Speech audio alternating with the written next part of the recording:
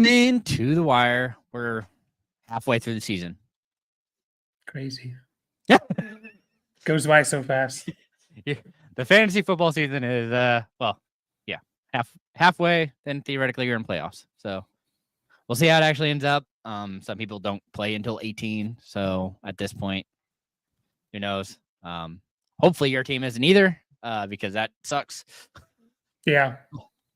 But it's also just how it is. No teams on bye. Yeah, why do they do that? Why do they do that? And then like 6 teams. Have we ever figured that out? Like, what's the logic behind having 6 one week and none another week? And I never remember it being. This might have changed, and I missed it, but I never remember it. Like, once bye week started, I always remember at least 1 or 2, or at least 2 teams being on a bye. And I don't ever remember them not having bye weeks, until obviously the beginning of the year or when bye week stopped. So I don't. Maybe I just don't remember very well. Wait, nobody's on bye this week. Aren't the Jags on the bye coming back from London? I don't think so. I'm pretty sure everybody was playing. I thought I remember hearing that too. Normally, when they come back over from London, they get the bye. Patriots are playing, and they just came back. Wow. Yeah, no buys. It's a terrible draw for them. My God. Yeah. So that was something I brought up earlier, I think in our Discord. Somebody was asking about May or Rodgers, and I was like, well, May is having to play after being in London and the flight back. So he's going to have like a week there and a week back. And it's just like, that's not an ideal situation if you're trying to stream a quarterback. Yeah. To be fair, that flight is the same as like East Coast to West Coast and vice versa. So it's not the worst thing. It's not like, a West Coast team flying. I guess because they're both East Coast teams. Yeah. Yeah. Yeah. But they did let whoever was there last week. Oh, Bears, right? Bears were there last week. They were on that got a bye. bye. So, yeah. Poor Jaguars, man. They just they don't care about them. They spend 2 weeks over there, come back, and they're like, nope, you have to play the Packers. Yes. No bye for you. Yeah. Rough draw. But indeed. It's crazy. So no buys. So that means you have all your players. Unless you were, I guess, playing Watson and potentially Jaden Daniels, like me. You might not have Jaden. We'll see. It's a rib injury. They seem to think he could play, but then today they came out and were like, "Yeah, we'll see." That's never a good sign. Yeah. So it sucks. I really wanted to see Caleb versus Jaden Daniels matchup this week. It would have been a good one. Yeah, it's going to be so much fun. It was like a perfect matchup. Both defenses are playing well. Both rookie quarterbacks are playing well. The stars are shining like they should. Yeah, it was going to be an interesting test for sure for both teams. But now we'll potentially have Marcus Mariota. That's QB 5 on the week, I think. So yeah, I know. Maybe. Jeez. But the matchup was so good for him last week, and he was in such a night. Like, I played Jaden Daniels, so I'm a little upset because that means that I should have had like an additional 20 points on top of what Daniels was already doing. You put up 5 or 6, depending on what your format was, and it's just like, nope, that's what you get to stick with. You don't get the team QB points because your player goes out. That doesn't make any sense. Hey, Jaden Daniels scored 0.1 less points than CJ Stroud, so there's that. That's fair. So, and he played the whole game.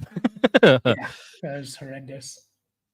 All right. Well, if you're looking for somebody to stream, the first option I'm going to go with is actually Bonix, 17.1% rostered, and it's because he gets the Panthers. Panthers have made okay quarterbacks look really good.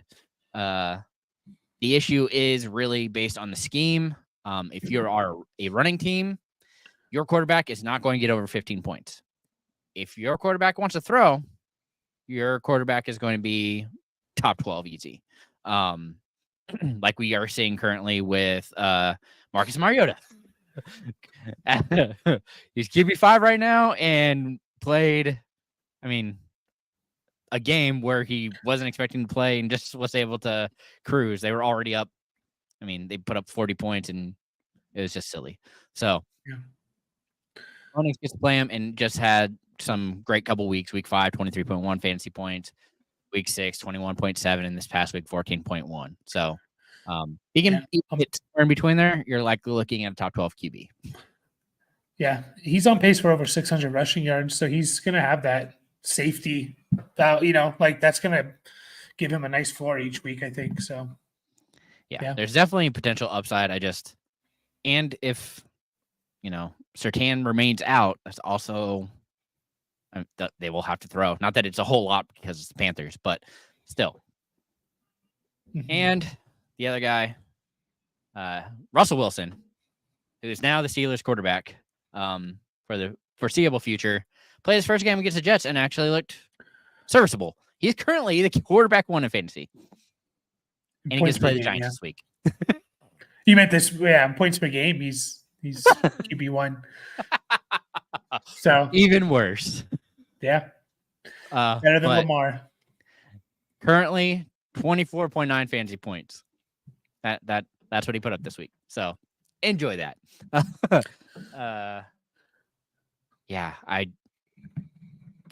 I don't know if it's a Jets defense just completely fell apart after the 1 week and Salah's not there to kind of tell him what to do or what, but that was terrifying. The fact that he put up that many points is pretty impressive. Considering this little start. I mean, dude hasn't played baseball, hasn't played football in what feels like forever. But hey, he was drafted in the MLB too, so it's not. I know that's why you're right. I had that on my mind. Him and Kyler Murray, Patrick, there's a number of quarterbacks that are also baseball players is just another interesting little stat to go with. It just tells you they probably need to cut down the MLB draft, getting into round 50. It's hey, let's just draft Patrick Mahomes just because, yeah. You know where he's going. That's worth a shot. Yeah. No, for sure. Yeah, I like that, and he played a little bit more like the Russell Wilson of old that we saw back in Seattle. Obviously, not. And he revived Pickens. Yeah, thankfully, who would have known? Throw it to your best player. Yeah. Wow. For 115 and did he score or no? Yeah, he did. Yeah. I mean, he scored and he almost scored twice. Yeah. He did a lot of work on those big catches. Yeah, he did a lot of work on those big ones, but I mean, it's just it makes sense. So Sam Darnold is under 50%. Don't mind grabbing him. I know he came off the bye and maybe the Lions matchup scared people a little bit. He also had a bad week, but heading into the bye week 5 was it? But he's QB 15 in points per game. He gets Rams, Colts, Jags in the next 3 weeks. So it's a pretty juicy schedule. So this might be a good week because no one's on a bye to kind of prepare a little bit to all right, I have a bye week in week 9 or something, week 10. I'm going to grab my guy now because there's not going to be much competition for these guys potentially. But yeah, I mean, those 3 weeks for Darnold, if you have your quarterback bye week or you're just streaming quarterbacks, you could probably stream them for the next 3. So really like that. Tua, hopefully coming back. We know what Tua is capable of. He's capable of being kind of that low-end QB1. So he obviously has the weapons. That team has absolutely fallen apart way more than I thought they would have without Tua. I knew it was going to be less, but man, 1 target for Tyreek Hill. Are you kidding me? I think it was 1 target through most of the game. Because Johnny was just eating it up. Yeah, jeez. We'll talk about Johnny later. That's for sure. But I don't know, man. It's not to get too much into it. It's just a little mind-boggling. I think, it feels like you could do more, but hopefully Tua is back this week and they did designate him to return. So we'll see. He's supposed to practice. We'll see how that actually looked and how he's feeling. But got to make the best choice for you. For sure. For sure. And then Drake May, 2 back-to-back 20-point weeks and 4-point per passing touchdowns. This is a little bit more of a long-term thing because he gets a tough schedule coming up. Jets, Titans, Bears. You probably want to avoid those, but if he looks good against them next week, then you might be okay starting him. He can also run, I think he had 18, 20 yards this week. He had 50 something the week before. He's not a dual threat guy, obviously, but he's a legit can rush for 500, 600, 700 yards in a full season, I think. So, yeah, I don't mind that because he gets a pretty good stretch of Rams, Dolphins, Colts after this kind of tough stretch he has. Cardinals after that. So, yeah, I don't mind picking him up if you're streaming, more for mid-November ish if you want to hold on to him that long. Yeah, there's a lot of upside with May. I think if you can, definitely try and stash to it. I mean, realistically, you're trying to do that last week, but we'll see. Also, probably has a little bit of rust still have to knock off, but could be a worse matchup moving forward too. Yeah. Steve, you got any secrets you want to give for quarterbacks? That's a fantastic question. Hold on. Bo Nix is the deep dive one. I will say I don't really buy Russ just because we've seen the wheels fall off on that too easily. And I think he was also benefiting from the fact that is like, what was that? The 5th string DBs basically for the Jets at this point. Like they are hurting bad. Mm-hmm. So I don't know. He had a lot of time to get healthy and learn the playbook and faced a really beat up secondary. I think he'll be closer to what we saw in the first half than the second half for the rest of the year. But yeah, otherwise, I think you pretty much hit the nail on the head. I think Jameis is obviously interesting. He hit the 30-30 his last full season starting.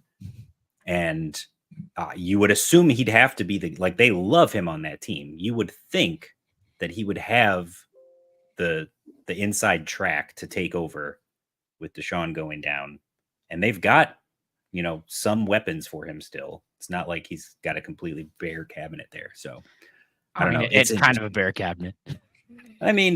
Jerry Jeudy isn't horrific. He's fine. Njoku's good. Nick Chubb is back and looks decent. So Cedric Tillman. Yeah. No love. The entire rest of that wide receiver core is just they're guys. But all he ever needed in Tampa was Mike Evans to throw the ball to, right? And then they added in Chris Godwin too, and then he had 2 people to throw the ball to, and that was it. Nobody else.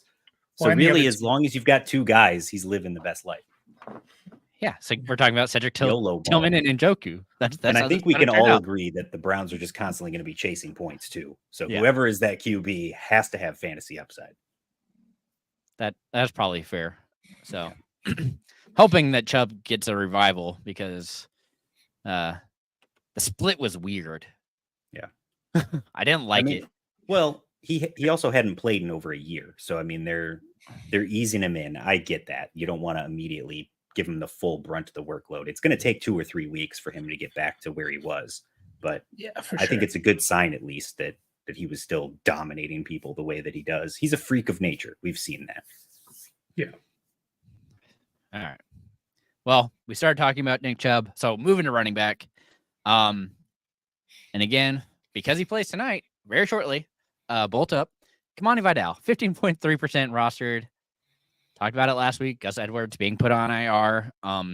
He put up 13.1 fantasy points. He was good for our RB19 last week and even scored a touchdown.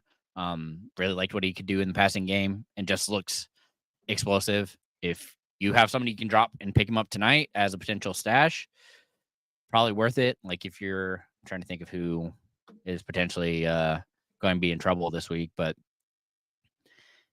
honestly, there's a handful of people that you could probably drop at this point that just aren't performing. And it isn't ideal, but of them, I think I like the upside of Vidal just because of the fact that, again, J.K. Dobbins doesn't have the best. He isn't the picture of health. Mm-hmm. We'll go with that as the analogy, and it's just not ideal. So I need you to keep saying that because when you come on here and say it looks like he's going to stay healthy, that's when he's going to get hurt. So I need you to keep reverse jinxing him so I can keep reaping the benefits on all. I know. That's why I keep saying it because it's just I need, if we can have running backs that continue to dominate like this, we'll be okay. The rest of the game, I'm just super nervous on. So, Mhm. yeah. Again, we're at the point that you need your handcuff, people. So if you don't, you should probably look and see who it is. And yeah, Vidal just happens to be the one that is a Chargers clear handcuff at this point. Mhm. So Yep, 100%.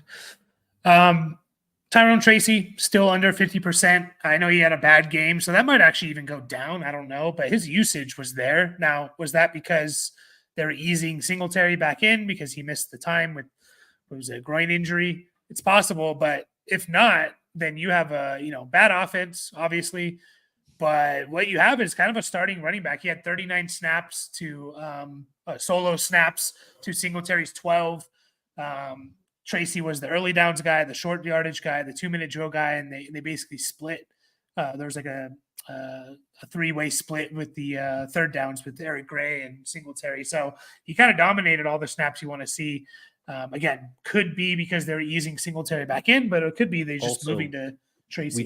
We don't want to look too much into coach speak. Okay, I understand that. We've gone down that rabbit hole many times before. But Dayball did specifically say when they announced Singletary was going to play, they said that Singletary would be back, but Tyrone Tracy was going to get a lot more usage than he had before Singletary got hurt because he had earned the playing time. Mhm. And I don't think there was anything in this game, even though the numbers aren't eye-popping, I don't think there was anything that happened in this game that you would say he doesn't deserve to be out there more than Singletary. Yeah. And I mean, he again just looks so explosive, and we saw it in the preseason. He had an injury which slowed it down a little. Yeah. And so he gives them a spark that they don't have otherwise. And Dayball is always looking for a spark. Yeah, and he's coaching for his job, like he needs to win games. So as crazy as that sounds, he won Coach of the Year a couple years ago. Alexander Madison's getting a ton of work.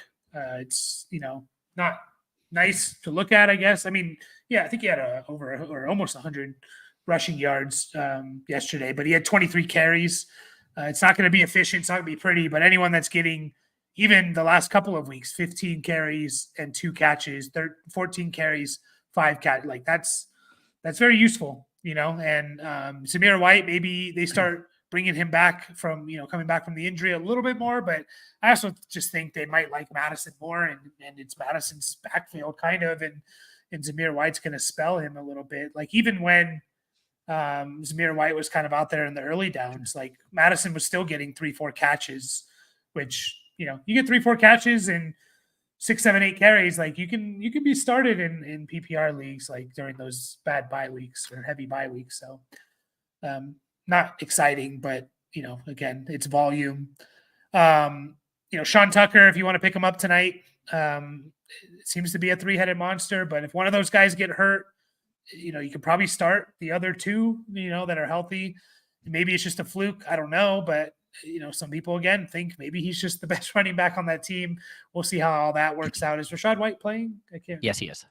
They announced it earlier. Not necessarily playing. He is active. He's active. Yeah. It's active. We'll see what that actually means. Yeah. Ray Davis, he still had some good usage, even with James Cook back.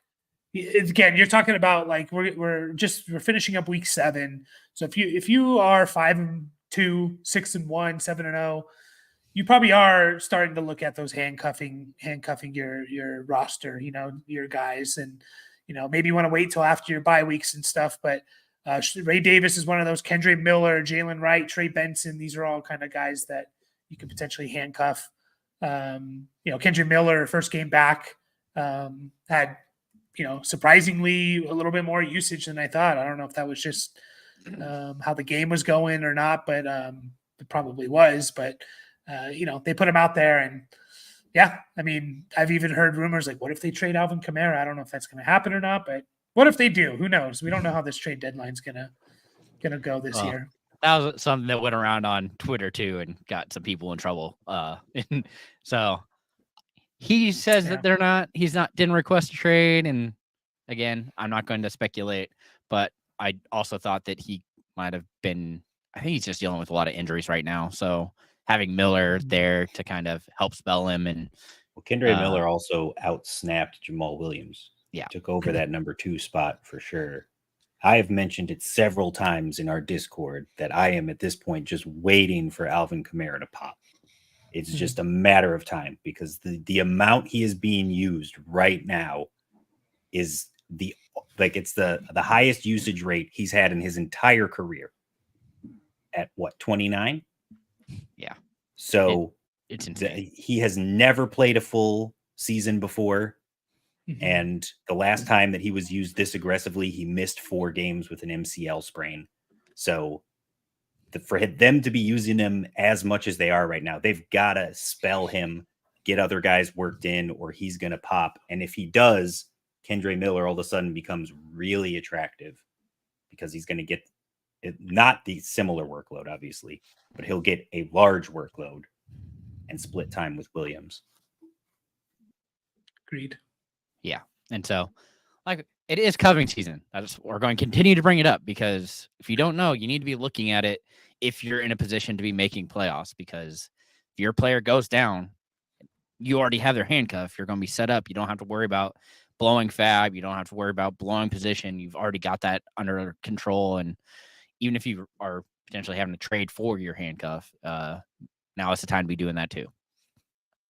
That's throwing, Gotta get a little throw in, be good to go. So, all right, done with running backs. Had our soapbox, and right now, wide receivers seems like everybody's. Again, popping up. 49ers don't have anybody to throw to. Debo's in the hospital with pneumonia, and then Ayuk has blown his right ACL and MCL, and so now he's done for the season, and that's going to take a while to recover. So he had one of them, for example. Probably time to move on. Not from Definitely from Ayuk. Debo, move him to the IR. Ayuk, if you're in redraft, you can drop him at this point. Very unlikely that he comes back and does anything worthwhile. So Demario Douglas, 32.1% rostered. I know this week wasn't ideal. He had an illness, was out, but up until that point, he's been playing pretty well. Week 3, 14.8 fantasy points. Week 4, 4.3. Week 5, 11.9. Week 6, 21.2. It just, again, he's going to do something. He's going to do something. As long as he's out there, he seems to be the one that, even May is on track with. He's had his best week with May. So a lot of opportunity there. And then I'm going to say it. I don't know how much I believe it, but Tyler Boyd, 3.3% rostered. There's been trades or rumors circling around DeAndre Hopkins. We'll actually see if that's anything. I kind of doubt it. But even without that, he's seeing more targets and seeing more red zone targets than anybody on the team. Any wide receiver. The only person who actually has more yards is Ridley, which, yeah, that's not super, but it's because he's also being targeted deeper. So, Boyd ran 3rd most routes among wide receivers and saw 2nd most targets. He also caught all 5 of his targets with Rudolph. Don't know how much that affects you, but could be something interesting. Week 7, 9.3 fantasy points, and which was 2nd, only behind Chico Conquo. So they just don't have anything there. And until they decide they need to stop throwing it to Ridley, who is catching 1/3 of his passes, that's probably not fair. I'm going to say under 50% of his passes right now. Whether that is his fault or not, he's being attributed. I think this week he was 3 for 9. So it just, last week 2 weeks ago was 0 for 8, right? It's just, yeah, jeez. Again, it's depth of target, but they aren't scheming anything up for him. This offense looks very difficult to anybody who's watching it. And so I tried to watch it and I couldn't focus on it because it's just a train wreck in front of my eyes. So, and then another name I'm kind of keeping an eye on is Jalen Naylor. This week he saw a boost in his time on the field, his snaps. And so week 2 and 3, he looked pretty good without Addison or Jefferson. Both kind of struggled or were out. And so as a third option, there's a lot of opportunity there for him. So just name thrown out there to check on. But you're back to one of my favorites, Mike. Yeah.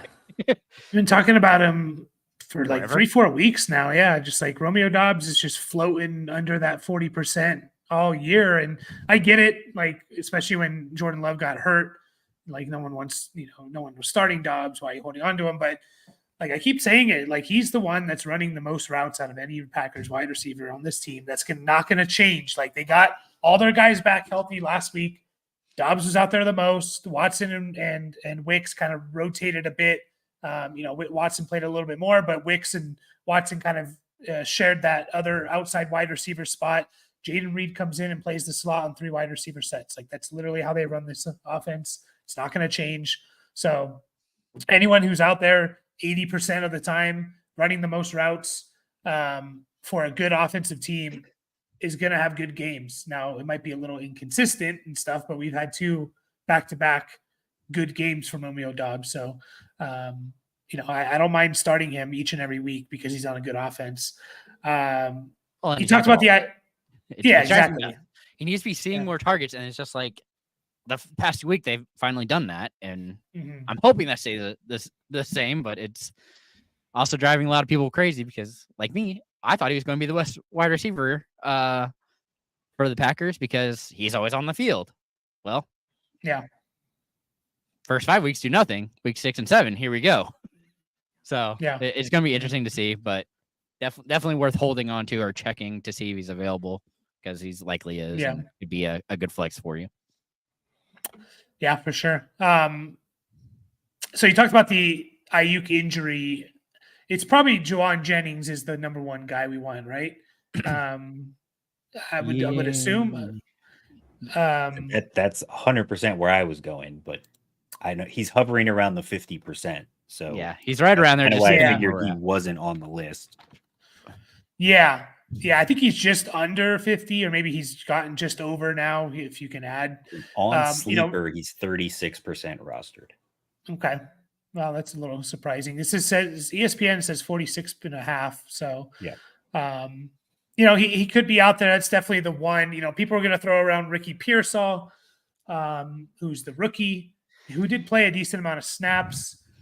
They also played Chris Conley quite a bit in that game. So even another receiver. There's another rookie, Jacob Cowing. I forget how to say his last name.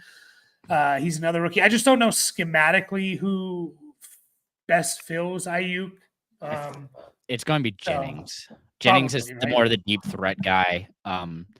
Pearsall couldn't separate from what I saw. I don't know how much you watched of it, but he could not get away from defender to really get anything done. And then Cowing was just finding holes. So I think that also benefited a little bit. But honestly, if both him and Ayuk and Debo are out and Jennings plays, so that's the other issue. He's also been dealing with injury. You could probably take a shot at Cowing.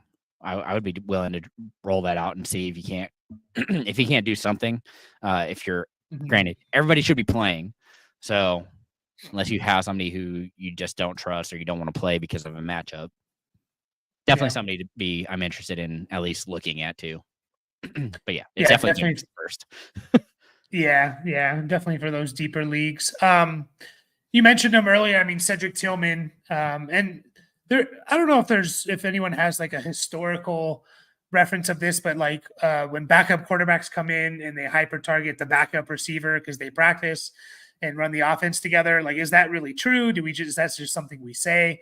I'd like to find that out for sure. But 12 targets, 8 catches, 81 yards. Like, he's now going to come in and The other thing about Cedric is that we kind of expected him to play more with Cooper leaving.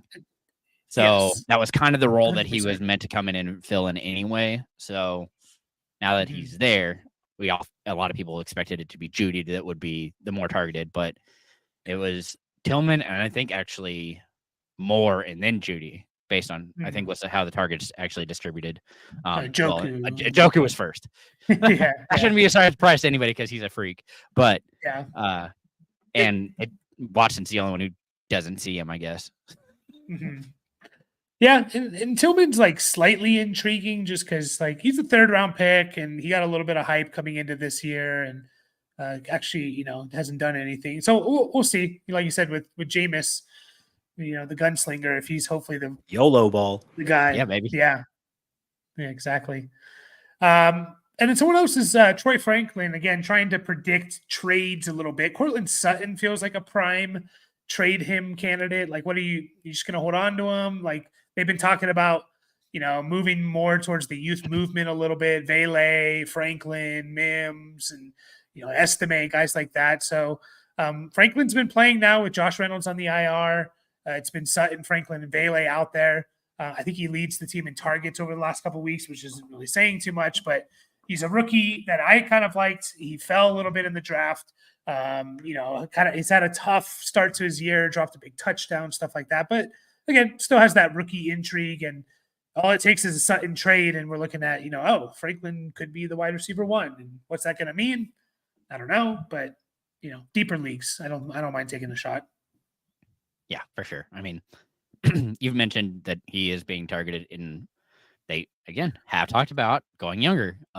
Sutton, I'm pretty sure was that last week he had 0 targets. Yeah, I think so.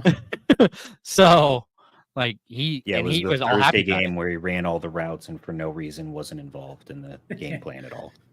Yeah, it made no sense. Yeah. So all right. Well, now we get to go to tight ends and spin a wheel. Whoa! I don't get any input here. Wow! Oh man! Fine. Okay. Unbelievable. You have a wide receiver you want to talk about, or are you going to spin a wheel? So I do want to throw out Jalen Tolbert in case Yeah. he's available. Coming off of the bye week, might have been dropped by somebody to get picked up. I've got him as 27% rostered in ESPN. Does that look accurate to you? Yes. 27.2. Yep. So yeah. He's been the number 2 receiver with Brandon Cooks on IR. He's been getting more heavily involved in the snaps and playing more, getting a connection with Dak. He's been his go-to guy when they're triple teaming CD Lamb, because why wouldn't you triple team CD Lamb? Mm-hmm. So I think it's worth noting. And then I'm also going to show some love to Keon Coleman on my bench, because why not? Because every week I put him on my bench, he decides he wants to do something. So as long as he continues to sit there, you people can go ahead and pick him up and enjoy the benefits. The wide receiver room for Buffalo is kind of coming into shape now, where it's like Amari is going to be like Diggs, Shakir is going to play that slot role, and then Keon Coleman I think is going to be a little bit like kind of like Gabe Davis, like light. So. We know how Gabe Davis is, but you never know. Like you take a shot on it. Shakir, like you're saying, is in that like slot Beasley role that Josh Allen has been so favoriting for the last couple of years. And then you've got Kincaid, of course, being the big tight end, and Dawson Knox essentially doesn't exist anymore. Yeah. Good thing they re-signed him and paid him all that money. He's really good at blocking. Yeah, exactly. And but now they brought in Amari Cooper because I feel like Keon Coleman, they were really trying to like shoehorn into that Diggs role, and he was getting the primary corner coverage on the outside a majority of the time, and he was struggling to start. So now I think we're getting through the midway point in the season, and we've talked about in the past, like rookie wide receivers take time to learn the playbook, take time to learn the NFL. Even Odell didn't pop until week 11 or 12 in his rookie season. He was hurt part of it, but still, it took him a while to get acclimated. Like guys like Neighbors coming into the league and dominating doesn't happen automatically for everybody. So now with Amari Cooper there as an established number 1 wide receiver, getting the top corner threat every week, to take that heat off of Coleman, I think it's going to open him up more and give him a real shot to have a solid second half of the season. Yeah. I mean, I literally had this as something I want to talk about on Wednesday, because them actually having Cooper really just opened up that offense, and you could it just makes everything easier. It's funny how that works. You have somebody who's dominant like that, and all of a sudden it works. Yeah, he dictates coverage, and they didn't really have that guy, and it's important for sure. All right. Into the wheel. It's literally a wheel this week. That was it. You can go to the wheel now. Go for it. I'm going back to the same guy because I was super impressed with him again this week. Jatavian Sanders, Oh wait, hold 2.7% on. rostered. Sorry, we'll get to our guy Gonzalez here because Oh he my does have a pickup question. Which two so are the which better two? pickup? Josh Downs, Demario Douglas, Romeo Dobbs. We talked about a couple of these guys, but Legit and then Tolbert I mentioned. I was going to say Up until this week, I thought it was going to be Downs, but I don't know. Richardson looks like trash. Right. At first, I thought you put these in alphabetical order, and I was impressed, but it's not. I would. Yeah, you're right. I don't. I want to stay away from Colts pass catchers. Yeah, any Colts at all. It's not great. Well, it's Douglas and Dobbs. For I thought about that earlier too. I think it's going to be Taylor. Taylor is like once Taylor comes back, I think he's the only Colts I'll be willing to play moving forward. Yeah, that's fair. Consistently. Yeah. With Leggett, I'm worried about Bryce. They have to put in Bryce Young back. Are you just you're gonna win 2 games with Andy Dalton in 2024? Like, what are we doing? Like, and then what's the point? Like, when you have the number 1 pick again next year, are you just going to draft someone other than Young, and then you're just going to throw it away? Like, I don't know. What are you doing? I don't know what's going on there. Yeah, so it's maybe they actually get a tackle or a center, somebody who can block. That might be a good place to start for the Panthers. Yeah, because you have Brooks and Leggett, who both have looked decent. I'll see how Brooks looks. I'm really excited to see how he looks, but Hubbard looks outstanding right now. I think they should trade Hubbard. He's on his last year of his rookie contract. It's like, what? Why not? He drafted his replacement. So, So, what 2 are we going with here? I like Douglas and Dobbs. I think I don't mind Tolbert either. I would go Douglas and Tolbert would be my preferred 2. Yeah, but you can make the argument for Dobbs. It's definitely those 3 because the issue for Leggett is the fact that Thielen's likely going to be back sooner than later.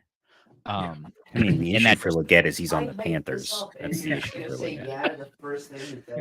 That too, but sorry, the other issue. Yeah. Okay. Well, so yeah, is that, and I'm talking about it now. Jatavian Sanders is coming up. Like, he's looking good as a 3rd option. So that kind of even hurts Leggett more. So it's definitely, I think we're consensus going to go with Douglas. And then it is really close between Dobbs and Tolbert. And I'd probably go Tolbert because you hope the Cowboys can figure something out. Don't know what it's going to be, but it has to be something. So, all right. But yeah. Again, Sanders saw most targets this week. Continues to run a lot of routes. Current tight end 9 for week 7. Put up 12.1 fantasy points. Like, past 2 weeks, he's 9.9 and 12.1. You love that. That at this point, tight end, perfect. That's what you want. If you can keep it up, even better. But it's just, I don't know what else you're looking for at this point because you can get anything over. You're looking for a time machine to go back to 2016. That's what you're looking for. The glory days of tight end. Yeah. It really is spin a wheel. For the sake of time, we don't really have to spend time on this. Look at matchups, and if they have a good matchup, like that's who you choose. For example, Noah Fant and Jonnu Smith, I think, had favorable matchups this last week, and they both had good games. So, it's guys like K-Dot and Hunter Henry, Noah Fant, Jonnu Smith. Like, look at the matchups, who has the best one, and roll with that because there's really nothing else we can tell you to like, this guy's going to be better than him. Taysom Hill, I still don't mind like grabbing if he's going to play because like they're going to use him, especially with Carr being out. So I don't mind that above all for this week if he's going to play. And then, deeper leagues, Eric All, I'll keep throwing him out there. His snap percentage is slowly creeping up. I think it's above like 55% now, but no one you can start this week, but yeah. The other thing for Jonnu was, I think, also Huntley, but we'll see if that changes with Tua coming back or if Tua does come back. However, Huntley remains out the quarterback. Yes. Jonnu Smith all day. He's the only one seeing targets on the team. And well, him and the running backs. You know me. I am a Jonnu Smith guy. And even I know he should not be getting more targets than Tyreek Hill. I mean, that's just No. absurd. Yeah, he's in the center of the field and he's wide open. I don't care. I don't care. Seahawks get the Bills, and how the Bills play their defense. They allow a lot of stuff over the middle, so that could be good for fans this week. Just looking at matchups, if you want to go with it. He's at 60 yards, I think, the last 2 weeks. Yeah, find teams that have to throw a lot and go after the tight end and hope for the best, because we've seen it happen when they're in trouble. I mean, that's even this week. Honestly, both Ertz and Ben Sinnott scored a touchdown. Like, that's great, and that team demolished the Panthers. Yeah. Oh God! Yeah. The year is 2024. I know. I was just looking at that, and I was like, I can't believe this is a question. This is a real question. Oh my gosh.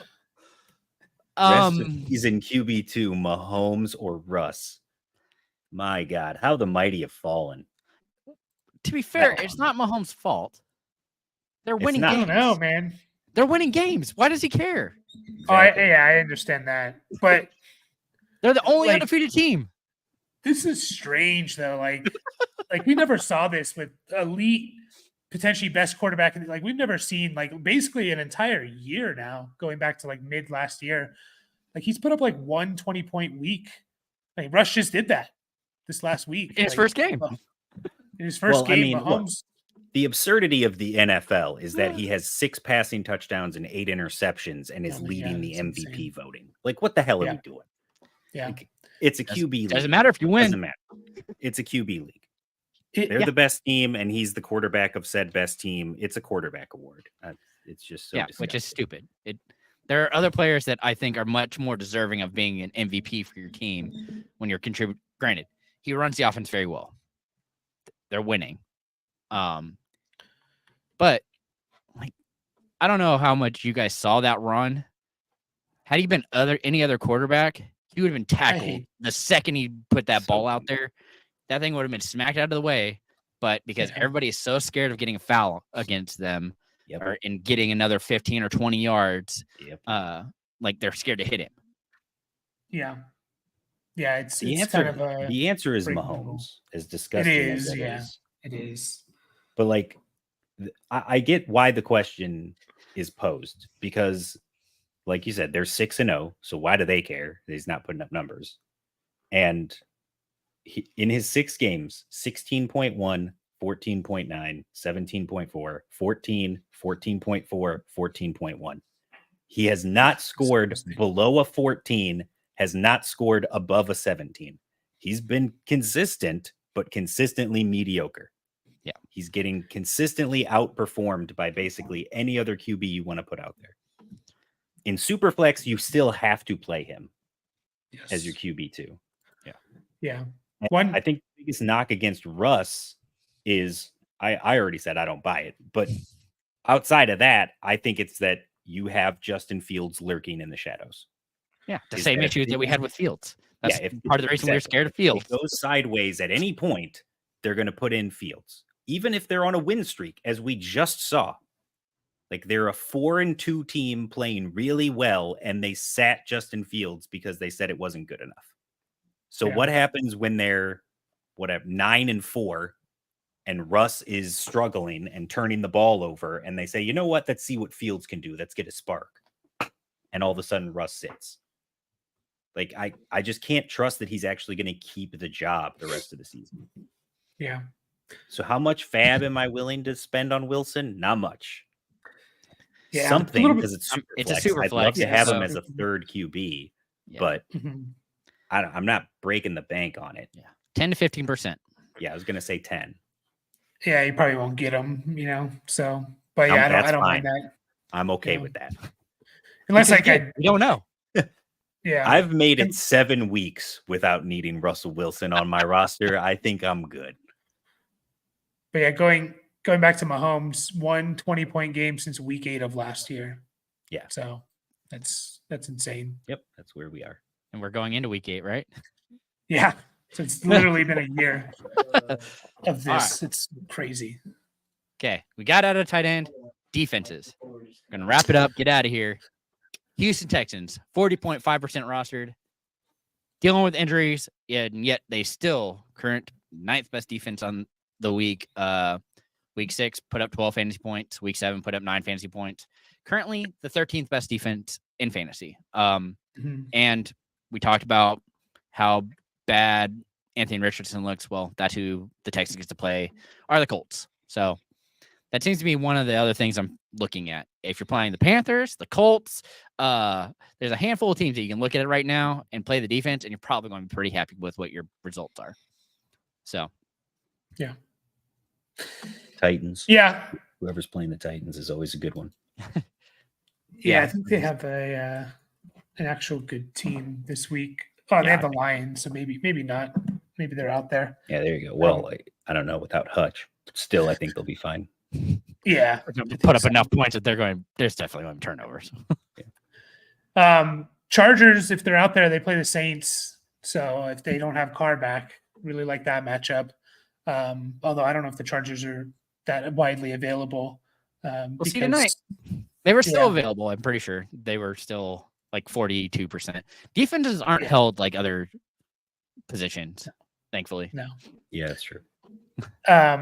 Bears, they were on their bye. Maybe they got dropped. So they play the Commanders, who without potentially Jaden Daniels. They have a good defense and maybe no Jaden Daniels. So that's definitely a target if they're out there. And even the Bears are one of those defenses like I wouldn't even mind. Like they get Cardinals, Patriots the 2 weeks after week 8. So yeah, it's a pretty good stretch there. All right. Well, that will wrap it up for us. Guys haven't already, please like and subscribe. And of course, good luck this week. Hopefully there's more news and we'll be back Wednesday. But outside of that, go enjoy tonight's game. And remember, as always, games, there's 2. Yeah. As we get to the Chargers, baby. Remember, as always, to keep up the nonsense.